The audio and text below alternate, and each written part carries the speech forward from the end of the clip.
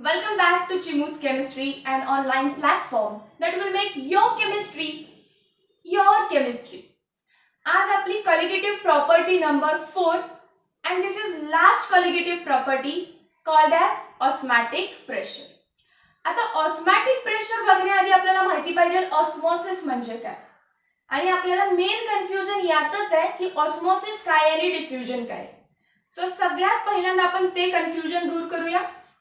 ठीक आहे, तुम्हाला डिफ्युजन बद्दल काय माहिती आहे? Let us write first diffusion.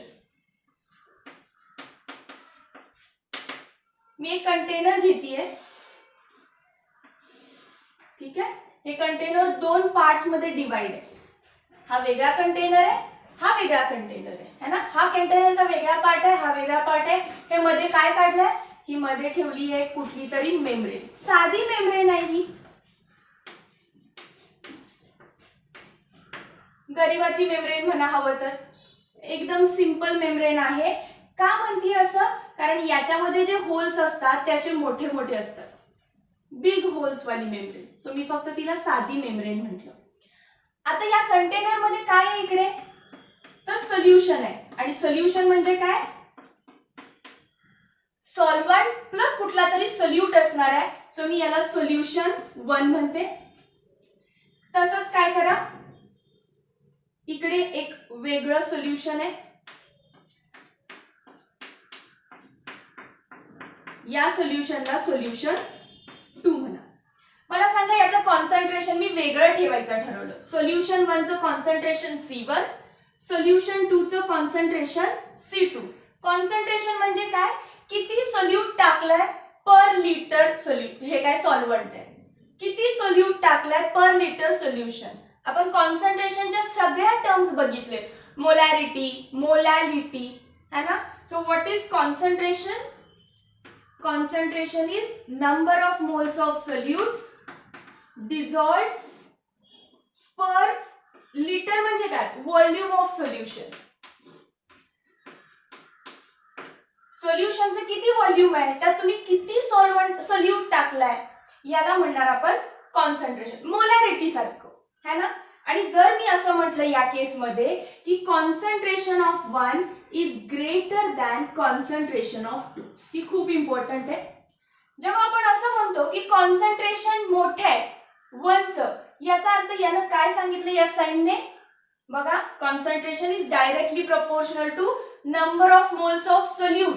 याचा अर्थ ज्याच्यात कॉन्सन्ट्रेशन जास्त आहे त्याचे number of moles of solute जास्त असणार आहेत है ना. So I can say that C1 मध्ये सोल्यूट जास्त आहे. हे रफ करू का? हे नोटबुक मध्ये लिहून घ्या. Number of moles of solute upon volume of solution. Okay,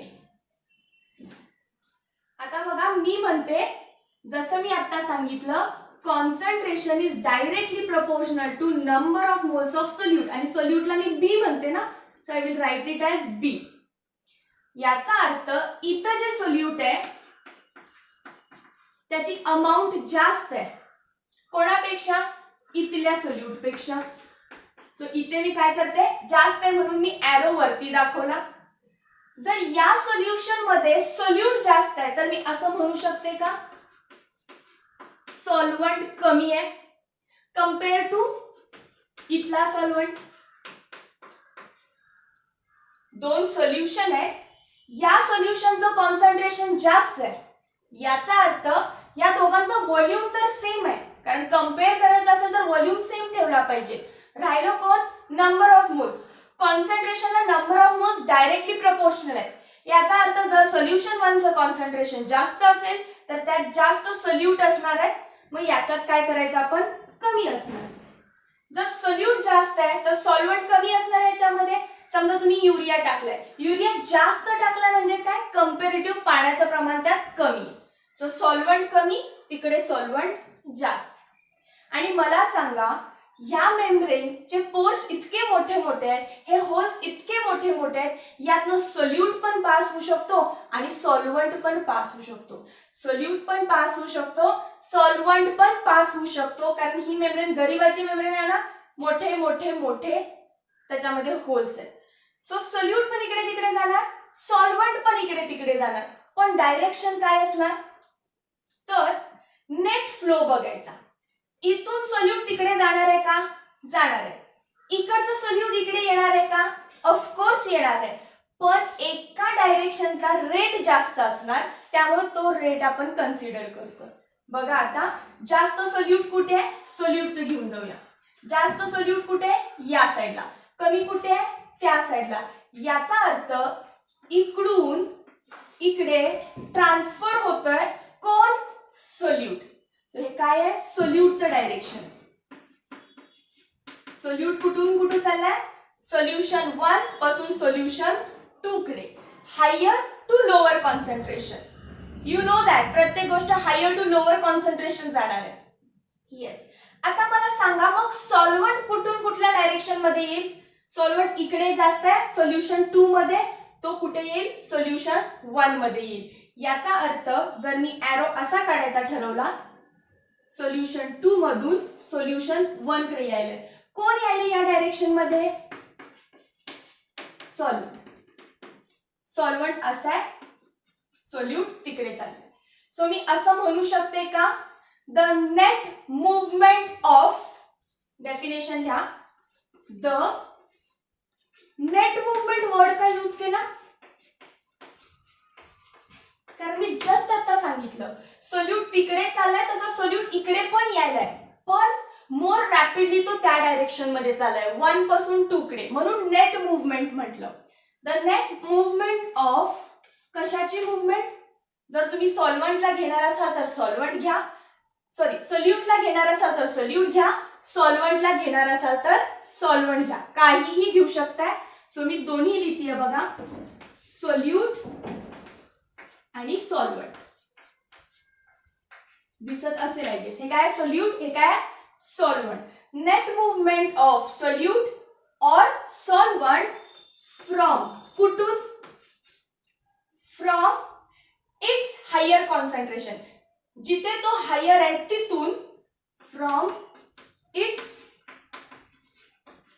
higher concentration to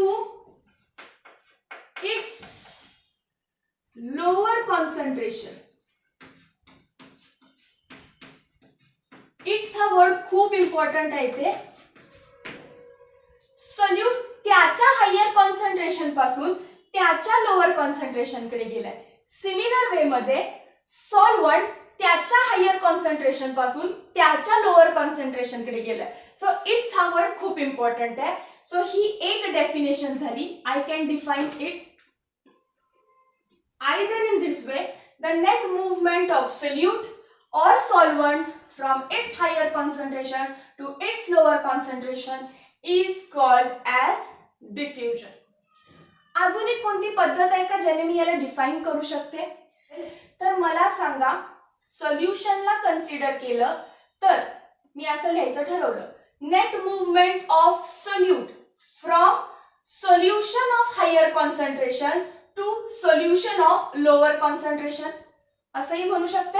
the net movement of, फक्त सोल्यूट लिहिलं, the net movement of solute from, it's नाही म्हणत आता मी, from solution of higher concentration to solution of lower concentration is called as diffusion. लक्षात येत आहे जेव्हा तुम्ही सोल्युशन म्हणताय तेव्हा.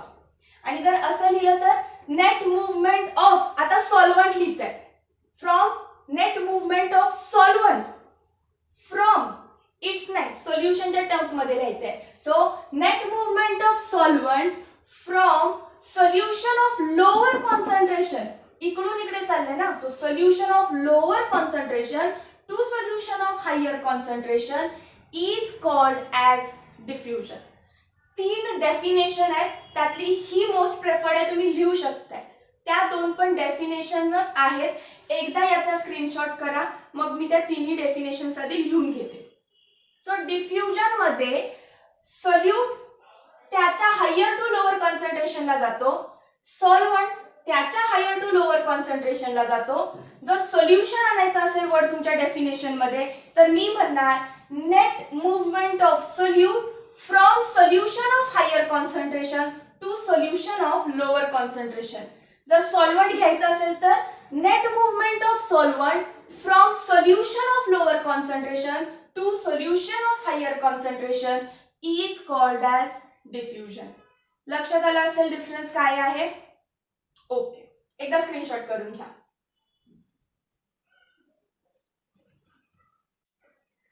मगाशी जी इथे लिहिलेली डेफिनेशन स्क्रीनशॉट करा म्हटलं ती अतिशय इझी होती. काय केलेलं फक्त आपण the net movement of solute or solvent काही घेऊ शकतो. फक्त म्हणताना काय म्हणायचं, from its higher concentration to its lower concentration. आता उरलेल्या 2 डेफिनेशन्स मी फक्त बोलून दाखवल्या, त्या इथे लिहितीये मी. नाही कळालं तर आज संध्याकाळी आपलं लाईव्ह लेक्चर आहे, त्याच्यामध्ये तुम्ही मला डायरेक्टली विचारू शकता. The net movement of solute कोणाला बघायचं आता, फक्त तुम्हाला सोल्यूटला. सोल्यूट कुठून कुठे चाललाय, हायर टू लोअर कॉन्सन्ट्रेशन.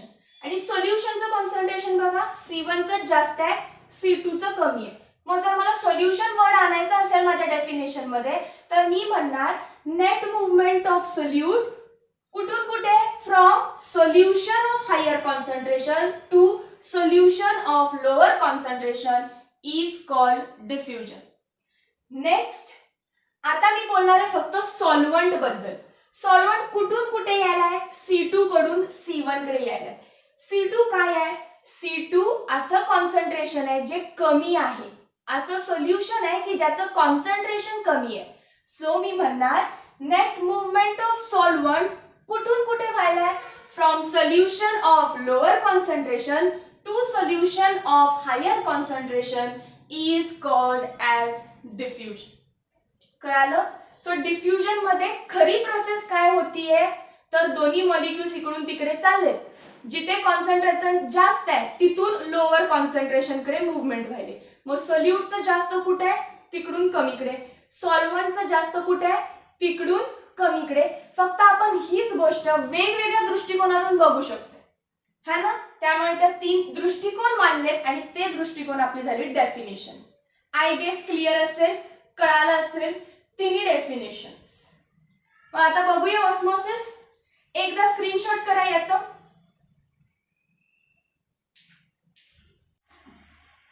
आता आपण बघूया आपला पॉइंट ऑस्मोसिस. मी परत एक कंटेनर काढते, सेम कंटेनर आहे, मध्ये काय लावली, एक मेम्ब्रेन लावली आहे. फक्त ही मेम्ब्रेन श्रीमंताची मेम्ब्रेन आहे, म्हणजे it is SPM. What is SPM? Semi permeable membrane. He membrane साधी नाहीये, ती सेमी परमिएबल मेम्ब्रेन आहे. सेमी परमिएबल का, कारण याच्यात जे होल आहेत ते छोटे छोटे, जे होल्स आहेत ते अगदी छोटे आहेत. मी जेवढे काढले त्याच्यात आता 100भर होल असतील. मी तुम्हाला दिसण्यासाठी साईज काढली आहे. खूप मायन्यूट काय असतात, होल्स असतात. सो तिला म्हटलं सेमी परमिएबल मेम्ब्रेन. सेमी का म्हटलं बघा, सोल्यूट म्हणजे तुमचं साखर आणि सॉल्व्हंट म्हणजे तुमचं पाणी. साईज कोणाची जास्त, साखरेची का पाण्याची?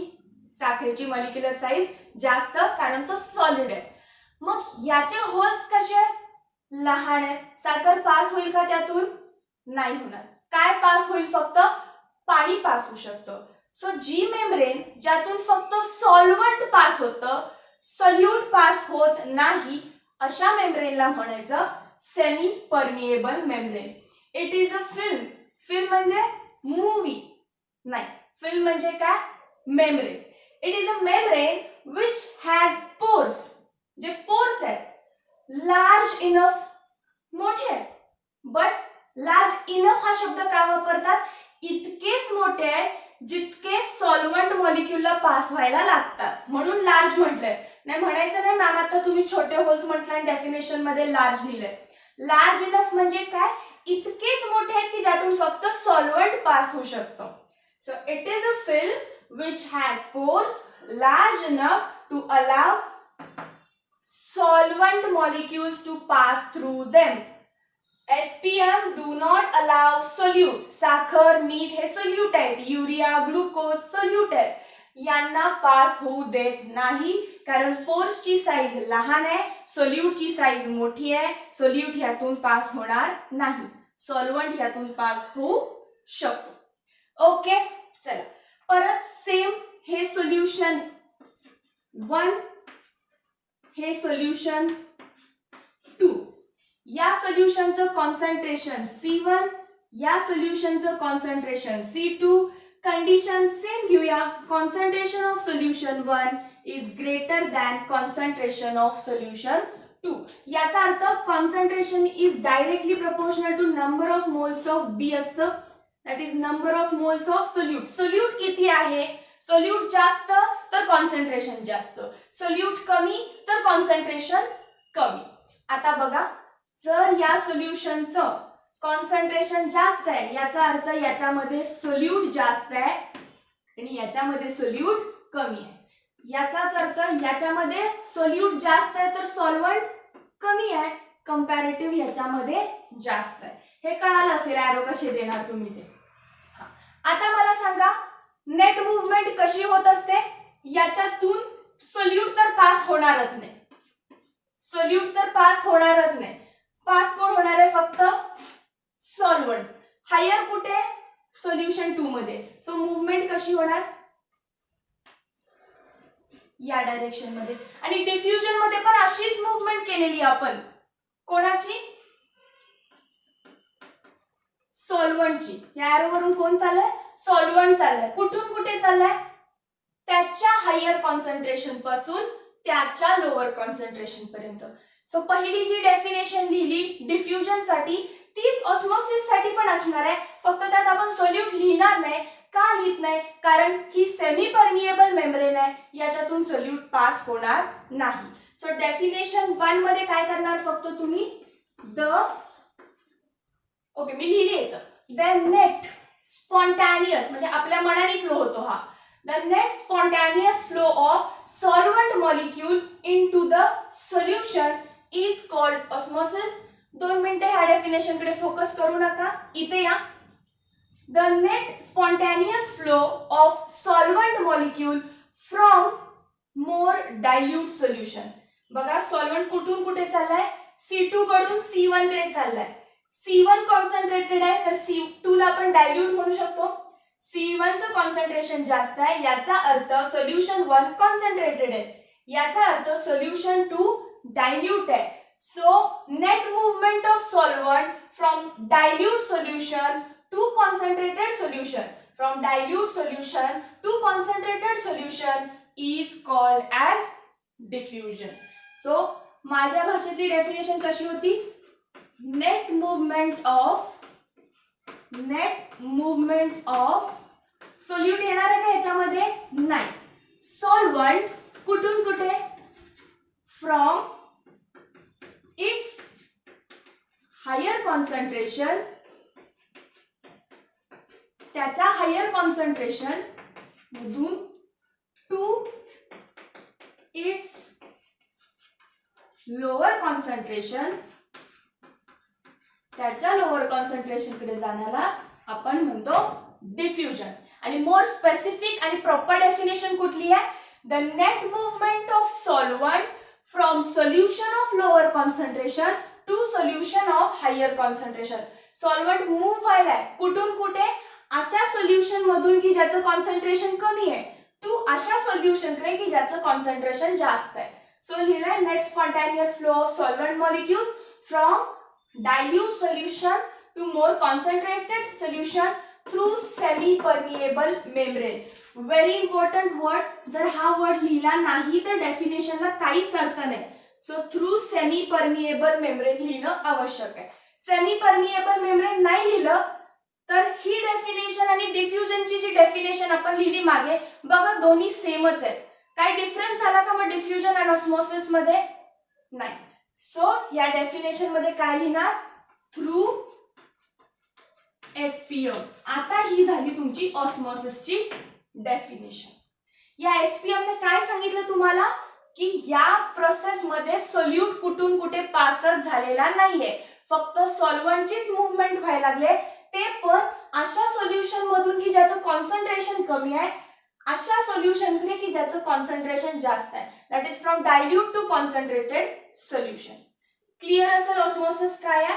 सो ऑस्मोसिस मध्ये सुद्धा हायर टू लोअरच फ्लो असतो, डिफ्युजन मध्ये सुद्धा हायर टू लोअरच फ्लो असतो त्या गोष्टीचा. सोल्यूटचा हायर टू लो, सॉल्व्हंटचा हायर टू लो. पण सेमी परमिएबल आल्यामुळे सोल्यूट फ्लोच होणार नाही, फक्त सॉल्व्हंट त्याच्या हायर कॉन्सन्ट्रेशन पासून त्याच्या लोअर कॉन्सन्ट्रेशन कडे जाईल. पण सोल्युशनचं जर नाव घ्यायचं असेल तर जिथे सॉल्व्हंट तुमचा जास्त असणार, ऑफकोर्सली त्या सोल्युशनचं कॉन्सन्ट्रेशन कमी असणार आहे. सो कॉन्सन्ट्रेशन ऑफ सोल्युशन म्हटलं तर डायल्यूट टू कॉन्सन्ट्रेटेड लिहावं लागतं आपल्याला. कळालं असेल. सिंपल आहे, एकदा स्क्रीनशॉट करून घ्या. आय गेस ऑस्मोसिसची डेफिनेशन ही कळाली आहे. सेमी परमिएबल मेम्ब्रेन म्हणजे काय कळालंय. आता या डेफिनेशनला मी एकदा एक्सप्लेन करते आणि स्टार्ट करते ऑस्मॅटिक प्रेशर. आता ही वाली डेफिनेशन एक्सप्लेन करते. काय नाही, सिंपल आहे. परत कंटेनर घ्या एक, आणि ऑस्मोसिस आहे म्हणजे मध्ये कुठली मेम्ब्रेन येणार,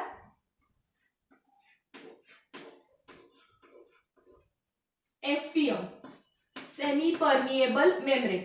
फक्त मी ह्या साईडला फक्त सॉल्व्हंट घेतले, प्युअर सॉल्व्हंट,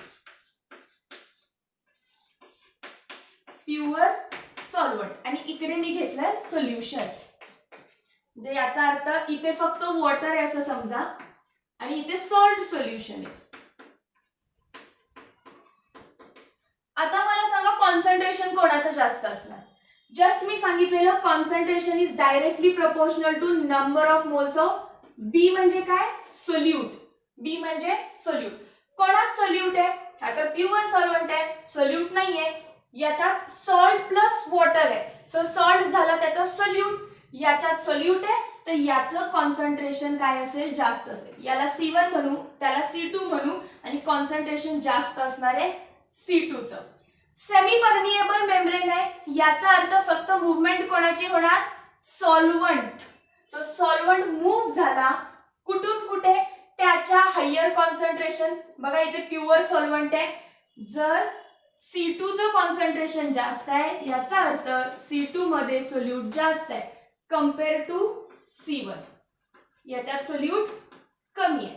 म्हणजेच दुसरा अर्थ, सॉल्व्हंट बघितला तर सॉल्व्हंट याच्यात जास्त आहे आणि सॉल्व्हंट याच्यामध्ये कमी आहे. हे काही न करता पण कळालं असतं, याच्यात फक्त सॉल्व्हंट आहे म्हणजे सॉल्व्हंट जास्त आहे इकडे. सॉल्व्हंट मूव्ह करणार इकडून या बाजूला. कोणाची मूव्हमेंट व्हायला लागली आहे, फक्त सॉल्व्हंटची, कारण सोल्यूट मूव्ह होत नाही सेमी परमिएबल मेम्ब्रेन मधून. मग मी डिफाइन काय केलं याला, net movement of solvent, the net spontaneous flow किंवा movement of solvent molecules into solution. सॉल्व्हंटची मूव्हमेंट व्हायले कशामध्ये, इनटू सोल्युशन. हा सॉल्व्हंट आहे, हा सोल्युशन आहे. नेट मूव्हमेंट किंवा net spontaneous flow of solvent molecules into the solution is called as osmosis. Clear झाली ही वरची डेफिनेशन. एकदा तुम्ही डायग्राम बघा, एकदा तुम्ही डेफिनेशन वाचून घ्या, मग मी तो पोर्शन रफ करेन. आपली कॉलिगेटिव्ह प्रॉपर्टी आहे ऑस्मॅटिक प्रेशर. पण त्याआधी ऑस्मोसिस कळू दे म्हणून डिफ्युजन पासून सुरुवात केली. डिफ्युजन काय असतं सांगितलं, ऑस्मोसिस काय असतं सांगितलं. आता आपण बघूया ऑस्मॅटिक प्रेशर. त्यासाठी एक छोटीशी एक्सपेरिमेंट करायला लागेल. ती म्हणजे एक कंटेनर पाहिजे आपल्याकडं. हा मोठा खाली कंटेनर दाखवलाय, याच्यामध्ये वॉटर आहे, ब्ल्यू कलर मध्ये वॉटर दिले फक्त, दॅट्स इट. त्याच्यानंतर ही जी ट्यूब दिसते या ट्यूबला म्हणायचं थिसल ट्यूब. आणि थिसल ट्यूब मध्ये आपण एक सोल्युशन घेतलंय. थिसल ट्यूब आहे अशी आहे, ती आता मी इन्व्हर्ट केली, ही उलटी आहे. सरळ असताना त्याच्यामध्ये सोल्युशन फिल केलंय आणि सोल्युशन टाकल्यानंतर त्याचं जे माउथ आहे हे याला सेमी परमिएबल मेम्ब्रेन असं पूर्ण टाईटपणे बांधलं आणि मग उलटी करून या कंटेनर मध्ये ती ठेवली आहे थिसल ट्यूब. इमॅजिन झालं का, ही थिसल ट्यूब उलटी आहे, तिला अशी सरळ करा, त्याच्यामध्ये सोल्युशन पोर करा, सेमी परमिएबल मेम्ब्रेननी तिचं तोंड पूर्णपणे टाईट बांधा, उलटी करून तुमच्या कंटेनर मध्ये ठेवा. आता काय होईल बघा, बाहेर पाणी आहे आत सोल्युशन आहे आणि त्यांच्यामध्ये सेपरेटिंग आहे एक सेमी परमिएबल मेम्ब्रेन. जस्ट आपण बघितलेलं सॉल्व्हंट पासून सोल्युशनकडे काय होत असते, नेट मूव्हमेंट होत असते. ऑस्मॉसिस होणार ना, नेट मूव्हमेंट और spontaneous flow of solvent molecules. कशामध्ये, हा सॉल्व्हंट आहे, प्युअर सॉल्व्हंट वॉटर, कशात जाणार तो, सोल्युशन मध्ये. सो ऑस्मॉसिस झालं. बरोबर आहे ना, फक्त सॉल्व्हंट आहे, याचं कॉन्सन्ट्रेशन कमी असणार, सॉल्व्हंट सोल्यूट.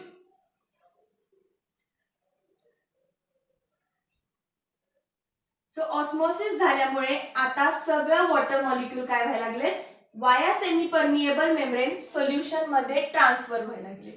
सो पाणी या थिसल ट्यूब मध्ये चाललंय. मग यात जे सोल्युशन आहे त्याची हाईट वाढायला लागेल. आधी समजा इतकं सोल्युशन तुम्ही भरलंय, पाणी आतमध्ये चाललंय, बघा पाणी दाखवलं ब्ल्यू कलरचं, त्यामुळे सोल्युशन कुठे खाली होतं, ते हळूहळू सोल्युशनची हाईट वाढायला लागली आणि ती वाढलेली हाईट मी एच ने दाखवली. आता या थिसल ट्यूब मध्ये आधी फक्त सोल्युशन होतं, ऑस्मॉसिस झाल्यामुळे पाणी पण आत आलं. पाण्याला काहीतरी या प्रेशर असणार आहे, या पाण्याने एक प्रेशर एक्झर्ट केलं, त्याला म्हटलं हायड्रोस्टॅटिक प्रेशर. मग बघा पाणी आतमध्ये यायला लागलं, सोल्युशनची हाईट वाढायला लागली आणि आता हे पाणी खालच्या डायरेक्शन मध्ये हायड्रोस्टॅटिक प्रेशर अप्लाय करायला. कशासाठी, की हे पाण्याचे जे मॉलिक्युल्स आतमध्ये यायला लागले ते थांबावेत म्हणून. हे सेमी परमिएबल मेम्ब्रेन मधून जे कंटेनर मधले पाण्याचे मॉलिक्युल्स आतमध्ये यायले ते यायला नको म्हणून हायड्रोस्टॅटिक प्रेशर अप्लाय व्हायला लागलं. मग एक टाइमला असं झालं की नेट मूव्हमेंट पूर्णपणे थांबली, मॉलिक्युल्स यायचे थांबले. कधी होईल हे, जेव्हा खालून येणारं जे ऑस्मॉसिस आहे त्याला वरून येणारं हायड्रोस्टॅटिक प्रेशर इक्वल होईल. बरोबर आहे, तेव्हा net movement of solvent molecule पूर्णपणे थांबेल. याचा अर्थ ऑस्मॉसिसला कुणी थांबवलं, हायड्रोस्टॅटिक प्रेशरने थांबवलं. सो ऑस्मॉसिस ज्या प्रेशरने थांबवलं त्या प्रेशरला म्हणायचं असतं ऑस्मॅटिक प्रेशर. लक्षात आलं काय पॉइंट होता. आता या स्टेप्स आपण एकदा वाचूया. Semi permeable membrane is fastened across the mouth of thistle tube. Thistle ट्यूबच्या माउथला क्लोज केलंय सेमी परमिएबल मेम्ब्रेन, ही येलो कलरची दाखवली. द सोल्युशन ऑफ इंटरेस्ट, तुम्हाला पाहिजे ते सोल्युशन घ्या. कुणामध्ये, या थिसल ट्यूब मध्ये, inside and inverted thistle tube. Thistle tube उलटी करायची आपल्याला. अबव ॲपॅरेटस इज इमर्स्ड, म्हणजे अबव ॲपॅरेटस म्हणजे कोण, थिसल ट्यूब, त्यातलं सोल्युशन आणि क्लोज केलेली सेमी परमिएबल मेम्ब्रेन. या सगळ्यांना ठेवायचं कशामध्ये, in a container of pure water. या कंटेनर मध्ये की ज्यात फक्त पाणी आहे, दुसरं काहीच नाहीये.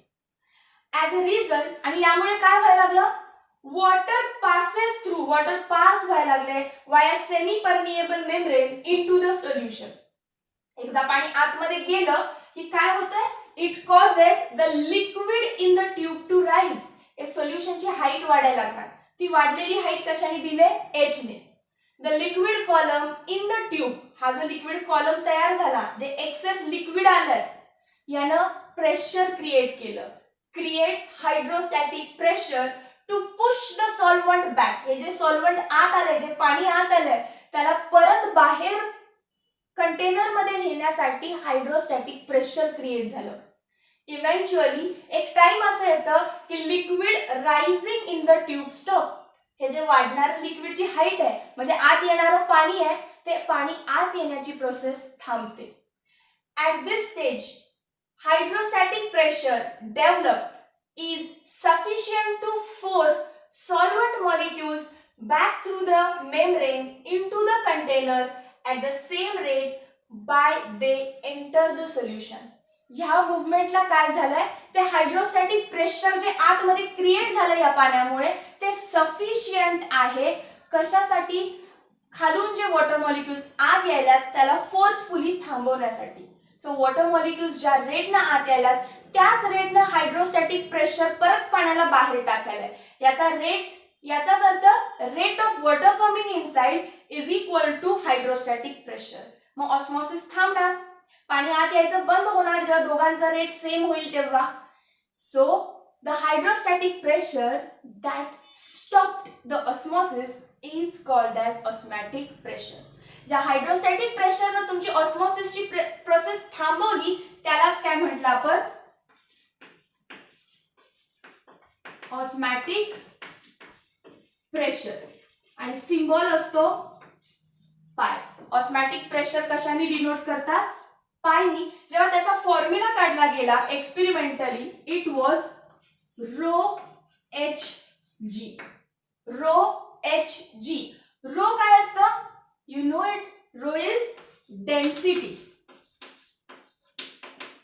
डेन्सिटी कोणाची असणार, ही सोल्युशनची. जे थिसल ट्यूब मध्ये तुम्ही सोल्युशन घेतलंय त्याची डेन्सिटी आहे ती. एच काय आहे, हाईट ऑफ लिक्विड, की जे वाढलेली हाईट आहे. So height of rise in liquid म्हणा, किती लिक्विड वर राईज झालं, किती हाईट राईज झाली वरती, ती हाईट. आणि जी म्हणजे काय, फिजिक्सची टर्म आहे acceleration due to gravity. Acceleration due to gravity. So हा फॉर्म्युला तसंही आपल्याला यूज नाही करायचा, pi is equal to rho h g, कारण आपण ह्या पायला रिलेट करणार आहे दुसऱ्या एका फॉर्म्युला सोबत. बट पहिला जो फॉर्म्युला आला तो होता rho h g. I guess osmotic pressure काय क्रिएट झालं कळालं असेल. ऑस्मॉसिस होत असताना रिव्हर्स डायरेक्शन मध्ये एक प्रेशर क्रिएट होतं की जो ऑस्मॉसिसला थांबवतो. त्या प्रेशरला म्हणायचं असतं ऑस्मॅटिक प्रेशर. रिव्हर्स डायरेक्शन मध्ये, ऑस्मॉसिस वरच्या डायरेक्शन मध्ये आणि प्रेशर जे हायड्रोस्टॅटिक प्रेशर होतं ते खालच्या डायरेक्शन मध्ये. So osmotic pressure, hydrostatic pressure that stops the osmosis is called as osmotic pressure. एकदा स्क्रीनशॉट करून घ्या. ऑस्मॅटिक प्रेशरला आपण डिफाइन केलं, hydrostatic pressure that stops the osmosis is called osmotic pressure. Formula होता pi is equal to rho h g. Ideal solution behaves like ideal gases. आता मी तुम्हाला दोन टाईपचे सोल्युशन शिकवलेले, आयडल आणि नॉन आयडल. आयडल म्हणजे कोण, जे रॉल्स लॉ बिहेव करतात, जे रॉल्स लॉ फॉलो करतात ते सगळे आयडल सोल्युशन्स होते. सो आपलं हेही सोल्युशन आयडल सोल्युशन आहे. आतापर्यंत मी जेवढे सोल्युशन घेतलेले सगळे एक्सप्लेन करण्यासाठी, right from vapour pressure lowering ते आतापर्यंत सगळे आपले आयडल सोल्युशन्स होते. तर आयडल सोल्युशन असेल तर तो आयडल गॅस सारखं बिहेव करतो असं लक्षात आलं. याचा अर्थ पाय जर प्रेशर आहे तर याच्यात आयडल गॅस इक्वेशन काय आहे, पीव्ही इक्वल्स टू एनआरटी. यात पण पी प्रेशर आहे, त्यात पण पाय प्रेशर आहे. मग त्याला रिलेट केलं आपण. बघा मी काय लिहिते, प्रेशर आहे तिथं मी पाय लिहिलं फक्त. हे सोल्युशन साठी आहे, आयडल गॅस साठी आहे. PV equals to NRT ideal gas साठी आहे. आयडल सोल्युशन साठी काय लिहिणार मी, pi V is equal to NRT. हे कोणासाठी झालं, आयडियल सोल्युशन. मग यातून जर पायची व्हॅल्यू फक्त सेपरेट लिहायची असेल तर एन व्ही तिकडे येणार ना डिवाइडला आर आणि T. What is number of moles of solute upon volume, it is nothing but concentration. बघा मी असंच लिहिलेलं, number of moles of solute upon volume of solution in litre. Molarity किंवा कॉन्सन्ट्रेशन म्हणतो. So pi is equal to C R T. किंवा तुम्ही असंही लिहू शकता, पाय इज इक्वल टू कॉन्सन्ट्रेशन म्हणजेच काय, molarity into R into T. So हा फॉर्म्युला आपल्यासाठी खूप इम्पॉर्टंट आहे.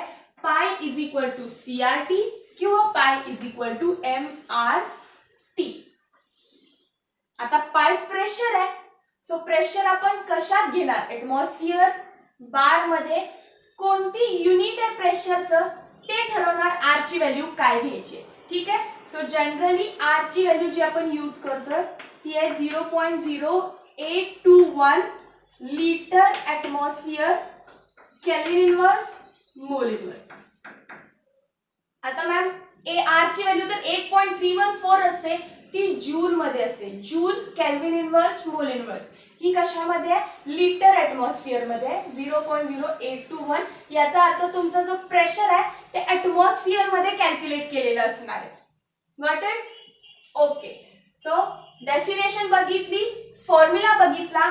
आता मला सांगा इथं जो नंबर ऑफ मोल्स आहे किंवा इथे जो नंबर ऑफ मोल्स लिहिलाय हे कोणाचा आहे? सोल्यूटचा आहे ना, कारण क्वालिटेटिव्ह प्रॉपर्टी आहे.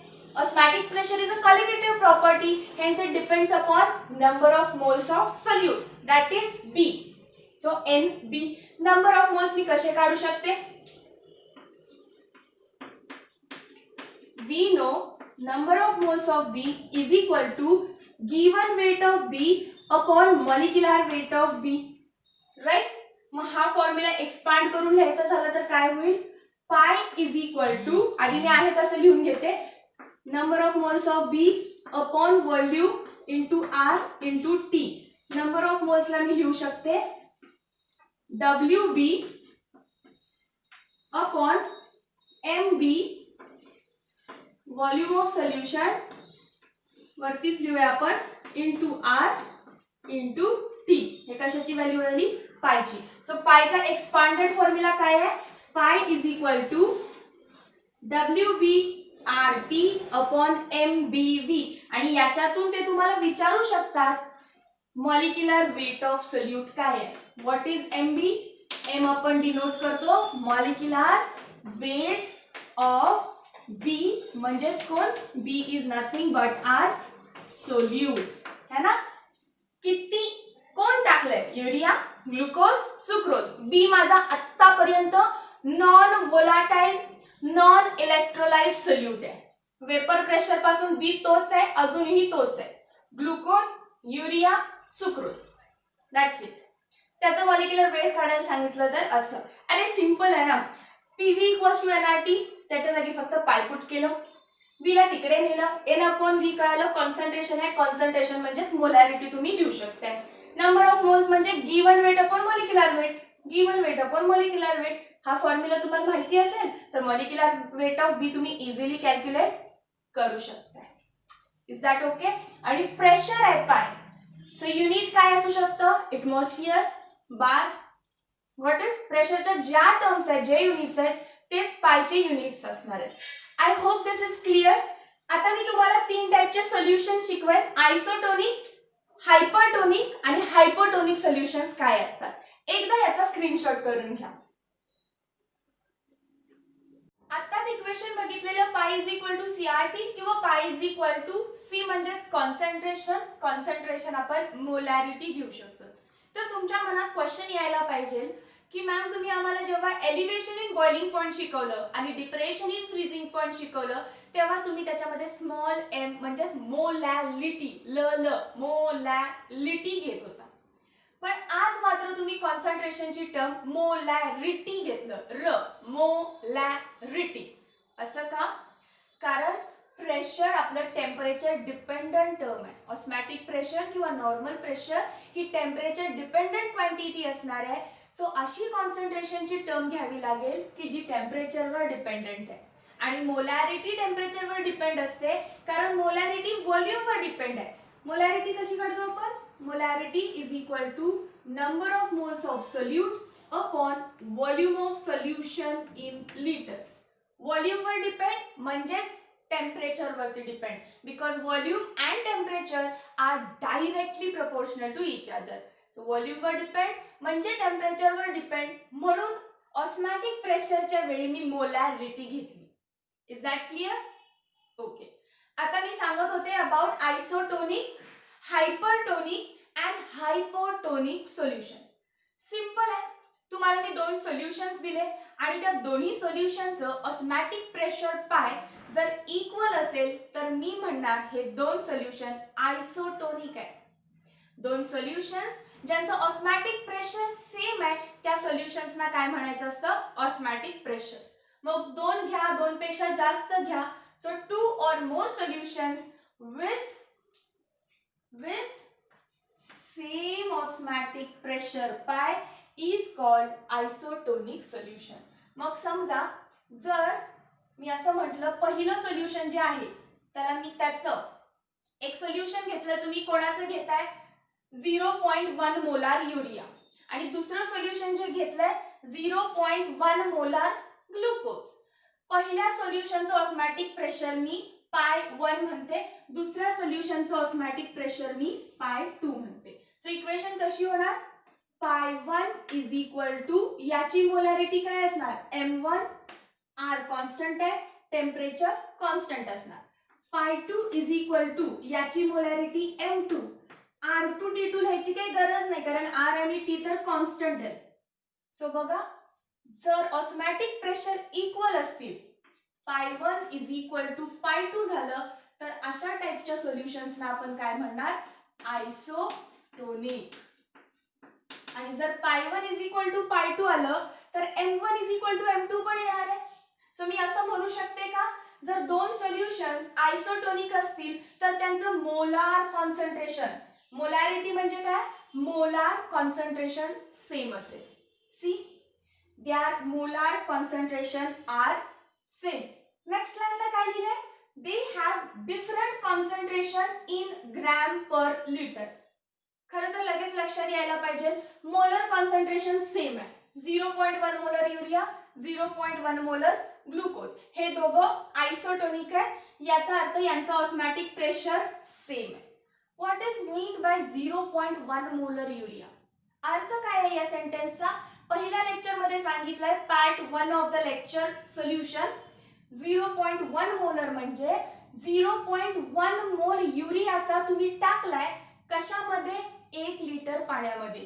जेव्हा तुम्ही 1 लिटर पाणी घ्याल आणि त्याच्यामध्ये 0.1 मोल युरिया टाकाल तेव्हा ते सगळं सोल्युशन आता 0.1 मोलर सोल्युशन बनणार आहे. सो याचा अर्थ 0.1 mole of urea in 1 litre of water किंवा सॉल्व्हंट. मग 1 मोल करण्यासाठी, नॉट 1, 0.1 मोल जर आपल्याला युरियाचा करायचा आहे तर कसं करणार, 6 ग्रॅम युरिया टाकायला लागेल 1 लिटर सॉल्व्हंट मध्ये. आता 0.1 मोल कसं असणार आहे तुम्हाला माहिती आहे ना, हे number of moles is given weight upon molecular weight. Number of moles तुम्हाला 0.1 करायचे, मग किती वेट घ्यायला पाहिजे, मॉलिक्युलर वेट मला माहिती आहे, गिवन वेट मला काढायचं आहे. मॉलिक्युलर वेट आय नो किती असतं युरियाचं, 60. So W is equal to काय होईल, 6 होईल का बघा, 0.1 इंटू 60. येस, याचा अर्थ जर मला 0.1 मोलर सोल्युशन करायचं असेल तर मला 6 ग्रॅम युरिया टाकायला लागणार 1 लिटर पाण्यामध्ये. याचा अर्थ ग्रॅम पर लिटरची व्हॅल्यू काय झाली, 6 ग्रॅम पर लिटर पाणी. सिमिलरली 0.1 मोलर ग्लुकोज, 0.1 याचा अर्थ 0.1 मोल तुम्ही ग्लुकोज टाकलाय 1 लिटर पाण्यामध्ये. 0.1 molar glucose in 1 litre water. आता 0.1 मोलर याचा तयार कसं करणार तुम्ही, परत सेम नंबर ऑफ मोल्स किती आणायचे तुम्हाला, 0.1. गिवन वेट किती घ्यावं लागेल बघायचं आहे. मॉलिक्युलर वेट तुम्हाला माहिती आहे ग्लुकोजचं 180 असतं. सो W ची व्हॅल्यू काय येईल इथून, 18 ग्रॅम. याचा अर्थ 18 ग्रॅम ग्लुकोज टाकावं लागेल 1 लिटर पाण्यामध्ये.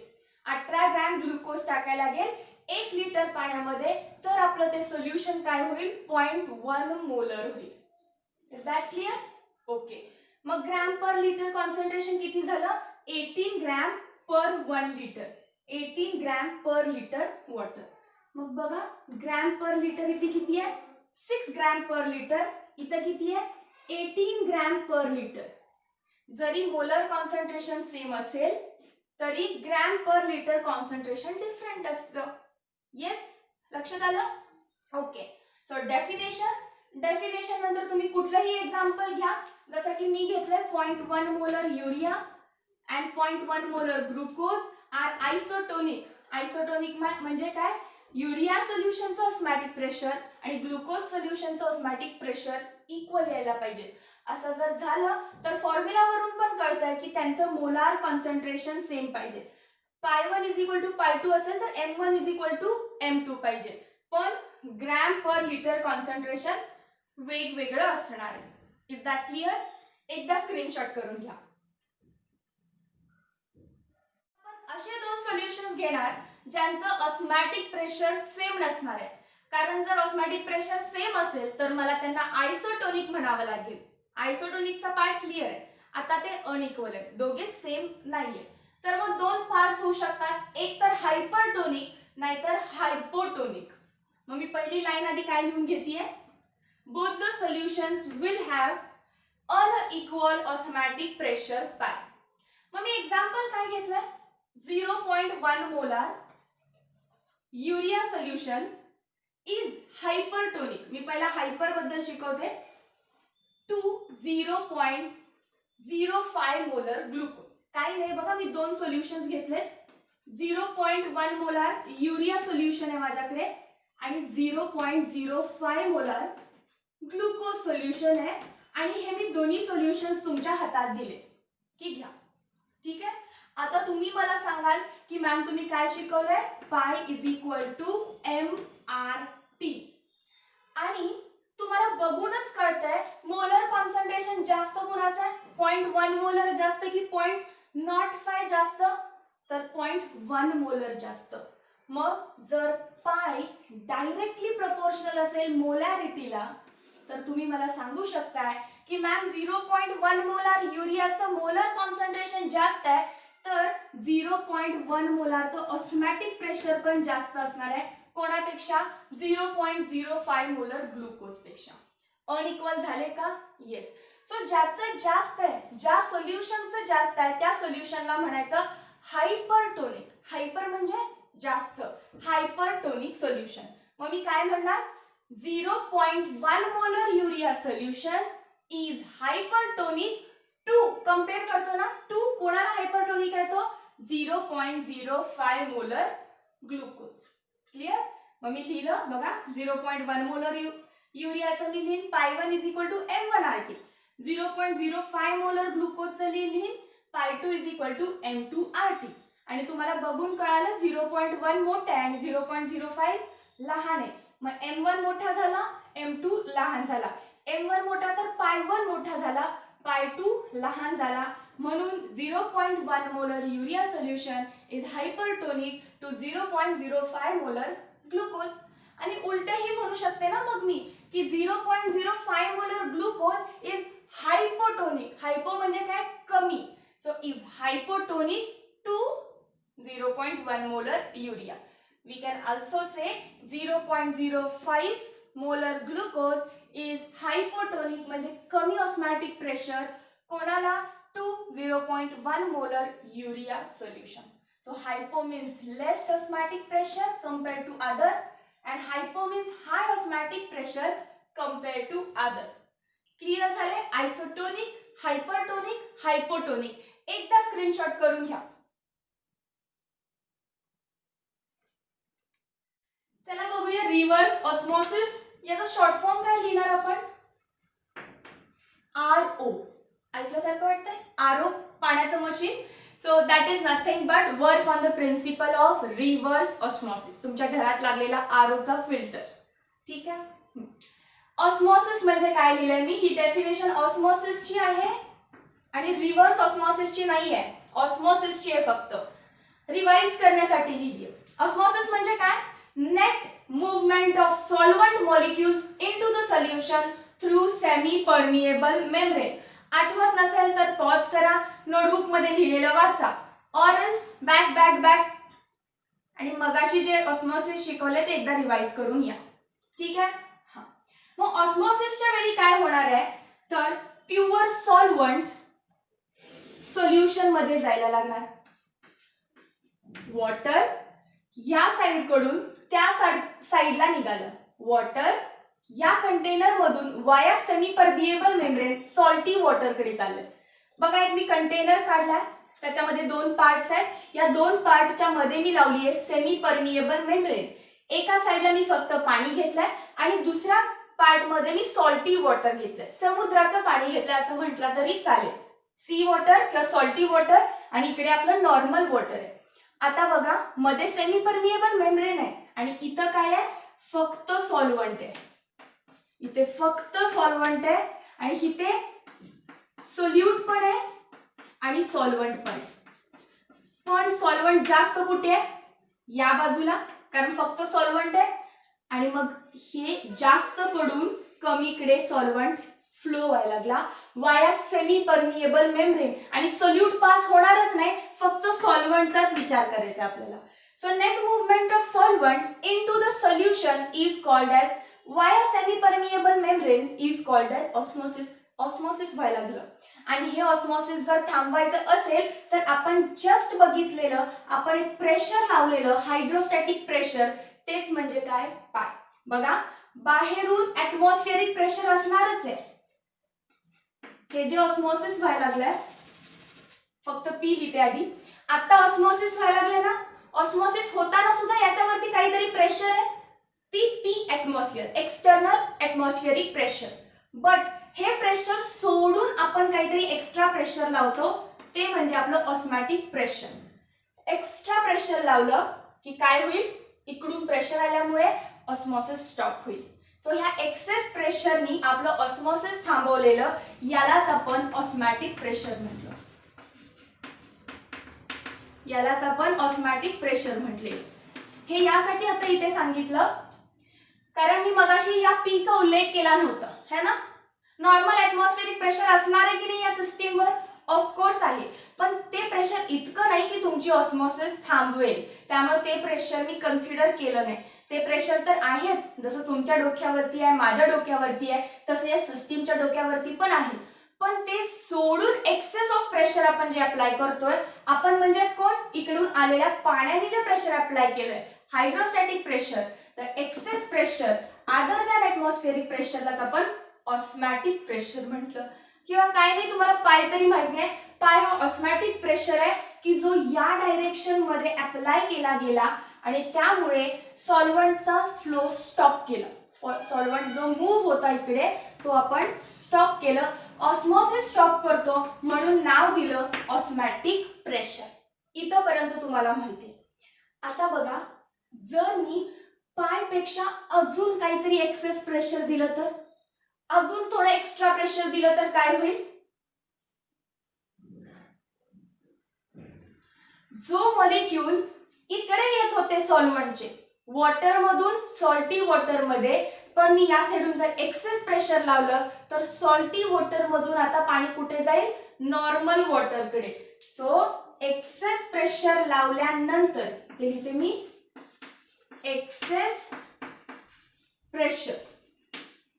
एक्सेस प्रेशर लावल्यानंतर आता माझं वॉटर या सॉल्टी वॉटर मधून कुठे यायला लागलं, नॉर्मल वॉटर कडे. बरोबर आहे ना. एक्सेस प्रेशर लावल्यावरती ऑस्मॉसिस तर थांबलीच. ऑस्मॉसिस कुठे थांबली, पाय इतक्या प्रेशरला. पण तुम्ही अजून प्रेशर द्यायला, तुम्ही अजून प्रेशर दिलं तर आता उलटा फ्लो होईल. सोल्यूट तर फ्लो होत नाही, मीठ जे आहे ते फ्लो होईल का, सेमी परमिएबल मेम्ब्रेन थ्रू नाही होणार. मग उरलं कोण, पाणी. पाणी मूव्ह करायला लागलं सॉल्टी वॉटर मधून तुमच्या प्युअर वॉटर कडे. सो मुवमेंट काय झाली, उलटी झाली. उलटी म्हणजेच काय, रिव्हर्स. म्हणून पॉइंटला नाव दिलं रिव्हर्स ऑस्मॉसिस.